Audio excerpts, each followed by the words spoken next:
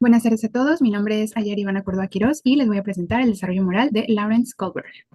Bueno, iniciamos con el índice donde vamos a hablar sobre los objetivos de la presentación, el desarrollo moral, los estadios del desarrollo moral de Kohlberg, los niveles del desarrollo moral, las determinantes del desarrollo moral, el dilema moral, la conclusión y algunas referencias.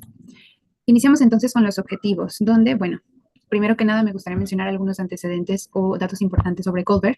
Este fue un psicólogo estadounidense conocido principalmente por su trabajo en el campo de la psicología del desarrollo y en particular por su teoría del desarrollo moral, que es de lo que estamos hablando aquí. Kohlberg fue un pionero en el estudio de cómo las personas desarrollan su sentido del bien y el mal a lo largo de su vida. Por esto, entender cómo los individuos desarrollan su capacidad de razonar sobre las cuestiones morales a lo largo de su vida es uno de los objetivos. Es la evolución del pensamiento moral dividido en diferentes áreas y etapas o estadios que vamos a mencionar a continuación. Iniciamos con el tema del desarrollo moral de Kohlberg. Bueno, aquí, antes que nada, es importante mencionar que la moralidad de Kohlberg tuvo sus inicios en las ideas piagetanas de que el niño es un filósofo. Hablando del juicio moral, Kohlberg desarrolló un esquema moral de 6 estadios. Aquí se plantea que la moralidad no es solo el resultado de procesos inconscientes, sino que algunos principios morales que no se aprenden en la primera infancia son producto de un juicio racional maduro. El trabajo de Kohlberg fue el estudio de cómo evoluciona el juicio moral en el individuo y no solo el estudio del pensamiento que había elaborado ya anteriormente Piaget. Bueno, a continuación vamos a mencionar los 6 estadios del desarrollo moral de Kohlberg. El primero de ellos, la modalidad heterónoma. Este quiere decir, este primer estadio entra en la etapa preconvencional, donde se da una orientación del castigo y de la obediencia.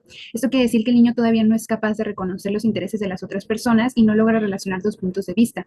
Existe una confusión entre la perspectiva de la autoridad y la propia. En el punto número 2, individualismo, fines instrumentales e intercambio, este estadio se satisface por los intereses propios y se reconoce que los demás también pueden tener sus propios intereses, tiene una perspectiva individualista, concreta y es consciente de que estos intereses pueden entrar en conflicto en cualquier momento por ser diferentes. El estadio número 3 son las expectativas interpersonales mutuas y la conformidad interpersonal. Aquí se le llama orientación del niño bueno, esto es vivir de acuerdo a lo que la gente espera de un niño bueno.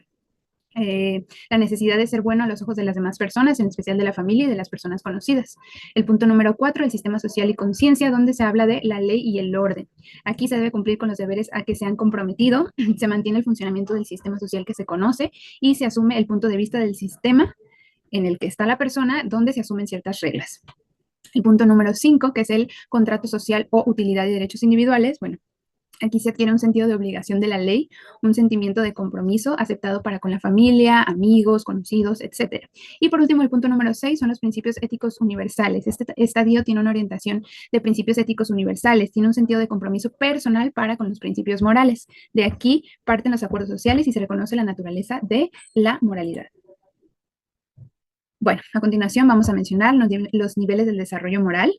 Vamos a hablar primeramente de que son perspectivas distintas que el individuo puede adoptar en relaciones a las normas morales de la sociedad.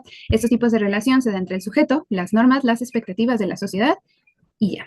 Aquí surgen 3 etapas importantes, la preconvencional, la convencional y la postconvencional. La preconvencional está enfocada principalmente en los problemas morales y las consecuencias que enfrentan los individuos implicados al decidir sobre cualquier cuestión. El punto de partida aquí es la necesidad del yo. En este nivel se presenta el razonamiento moral de los niños, adolescentes y adultos. En el convencional está enfocado en problemas morales desde la perspectiva de un miembro de la sociedad. Aquí se toma en consideración lo que los demás esperan del individuo como miembro de la sociedad o ocupante de un rol. Este nivel surge en la adolescencia y permanece hasta la vida adulta. En el punto número 3, que es el postconvencional, sus problemas morales son desde una perspectiva anterior a la sociedad. Aquí el sujeto define valores y principios morales que son propios, que no son adquiridos por la sociedad. Se dice que este nivel es el más difícil de encontrar, ya que podría surgir en la adolescencia y fomentarse en la adultez, pero hay muchos adultos que aún no la tienen. Bueno, hablaremos sobre las determinantes del desarrollo moral, que son el desarrollo cognoscitivo. En cada nivel existe un estadio lógico. Así, el razonamiento preconvencional se basaría en el nivel preoperatorio o el que conocemos como operaciones concretas, que ya se han hablado en otros temas. En el convencional serían las operaciones iniciales y en el postconvencional serían las que llamamos operaciones formales, que son avanzadas o básicas. Cabe resaltar que el desarrollo cognitivo es una condición necesaria para que exista el desarrollo moral, pero no es una condición suficiente para que éste exista.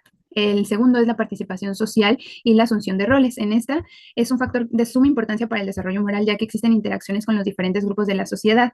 Esto mismo ofrece al individuo poder adquirir un rol dentro de la misma. Y aquí se desarrolla una habilidad social.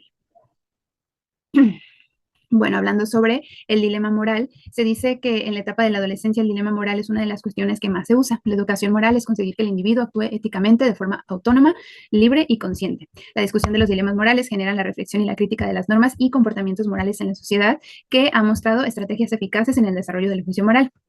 ¿Sabes cómo aplicar el dilema moral? Bueno, a continuación te lo menciono. La discusión moral debería seguir los siguientes pasos. 1, presentación del dilema moral. 2, toma de posición respecto al dilema. 3, argumentos que fundamentan una opción en el dilema moral. Y 4, la adopción de una razón para la conducta. Bueno, a continuación terminamos con las conclusiones. En conclusiones, bueno, podemos saber que la teoría de Corbett sugiere que el desarrollo moral es un proceso que avanza a medida que las personas van madurando. Pasa de una comprensión básica y egoísta de la moralidad hacia una conciencia ética más compleja y universal. Sin embargo, no todas las personas alcanzan las etapas más altas del desarrollo moral, que era lo que ya mencionaba, y factores como el contexto cultural y las experiencias individuales pueden influir muchísimo en este proceso. Con esto concluimos y a continuación presento las referencias. Muchísimas gracias por su atención.